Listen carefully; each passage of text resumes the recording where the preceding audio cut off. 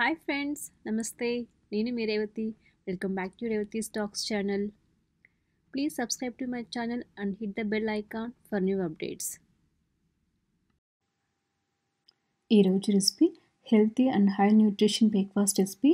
వారంలో ఒకసారైనా ఇలాగా బ్రేక్ఫాస్ట్ తీసుకోవడం వల్ల హెల్త్ కూడా చాలా మంచిది. మన ఇంట్లో ఉన్న చిరుధాన్యాలతోనే చాలా టేస్టీగా, సింపుల్గా దోశలు ఎలా ప్రిపేర్ చేసుకోవాలో ఈ వీడియోలో చూద్దాము. ముందులో ఒక బౌల్ తీసుకొని అందులోకి 1 కప్పు దాకా కినోవా రైస్ వేసుకోవాలి. ఇది షుగర్, బీపీ ఉన్న వాళ్ళు కూడా ఇలాగ మార్నింగ్ బ్రేక్ఫాస్ట్ తీసుకోవడం చాలా మంచిది. అలాగే 1/2 కప్పు దాకా కందిపప్పు, 1 కప్పు దాకా మినపప్పు వేసుకోవాలి. అలాగే 1/2 కప్పు పెసరపప్పు, 1/2 కప్పు దాకా పచ్చిశనగపప్పు వేసుకోవాలి. 1 కప్పు మనం రైస్ చేసుకునే బియ్యము 1 కప్పు దాకా వేసుకోవాలి.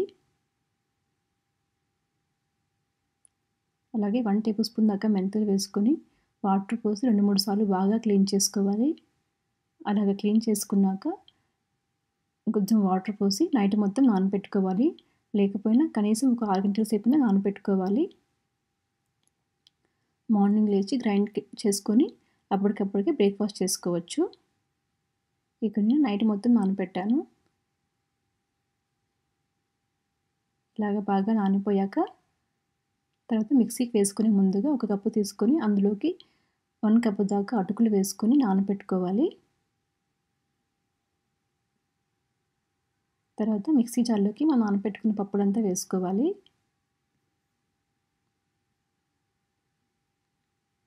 అలాగే నానబెట్టుకున్న అటుకులు కూడా వేసుకోవాలి.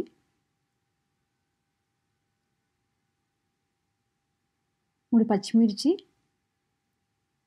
కొద్దిగా అల్లం ముక్క, అలాగే 1 టేబుల్ స్పూన్ దాకా సాల్ట్, తగినంత వాటర్ పోసుకొని బాగా గ్రైండ్ చేసుకోవాలి. గ్రైండ్ చేసుకున్నాక ఒక గిన్నెలోకి ట్రాన్స్ఫర్ చేసుకోవాలి. బ్యాటర్ అనేది ఇక్కడ చూపిస్తున్న కన్సిస్టెన్సీలో ఉండాలి. తర్వాత మూత పెట్టేసి 1 అవర్ పాటు పక్కన పెట్టుకోవాలి. ఇప్పుడు దోశ కాంబినేషన్కి చట్నీ ఎలా ప్రిపేర్ చేసుకోవాలో చూద్దాము. స్టవ్ పైన ఒక ప్యాన్లో 1 టేబుల్ స్పూన్ దాకా ఆయిల్ వేసుకొని 1/2 కప్పు దాకా వేరుశనగపప్పు వేసుకోవాలి. 2 నిమిషాల పాటు వేరుశనగపప్పు బాగా ఫ్రై చేసుకోవాలి. ఇలాగ ఫ్రై చేసుకున్నాక ఇందులో 4 పచ్చిమిర్చి వేసుకోవాలి. తర్వాత 1/2 టేబుల్ స్పూన్ దాకా జీలకర్ర, 1/4 కప్పు దాకా పుట్నాల పప్పు వేసుకోవాలి. అలాగే కొద్దిగా చింతపండు వేసుకొని ఫ్రై చేసుకోవాలి. తర్వాత స్టవ్ ఆఫ్ చేసేస్తే ఆ వేడికి అది ఫ్రై అయిపోతుంది. అలాగే కొద్దిగా కరివేపాకు కూడా వేసుకోవాలి. ఇప్పుడు చల్లారిపోయాక మిక్సీ జార్లోకి ట్రాన్స్ఫర్ చేసుకోవాలి. ఇప్పుడు ఇందులోకి టేస్ట్కి తగ్గట్టు సాల్ట్ వేసుకోవాలి. అలాగే తగినంత వాటర్ వేసుకొని చట్నీని గ్రైండ్ చేసుకొని పెట్టుకోవాలి. ఇప్పుడు ఈ చట్నీలోకి పోపు రెడీ చేసుకోవడం కోసం స్టవ్ పైన ఒక ప్యాన్లో కొద్దిగా ఆయిల్ వేసుకొని ఆయిల్ బాగా హీట్ అయ్యాక ఇందులోకి పోపు దినుసులు వేసుకోవాలి.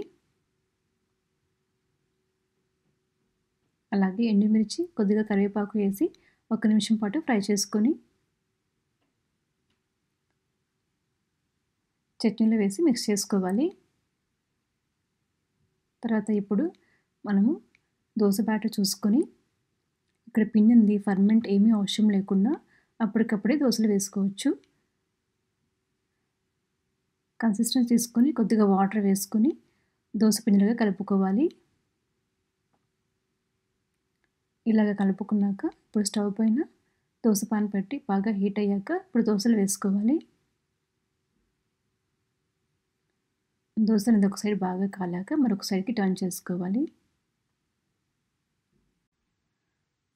2 సైడ్స్ బాగా కాలాక ఒక ప్లేట్లోకి తీసుకోవాలి. అంతే, ఎంతో హెల్తీ బ్రేక్ఫాస్ట్ రెడీ.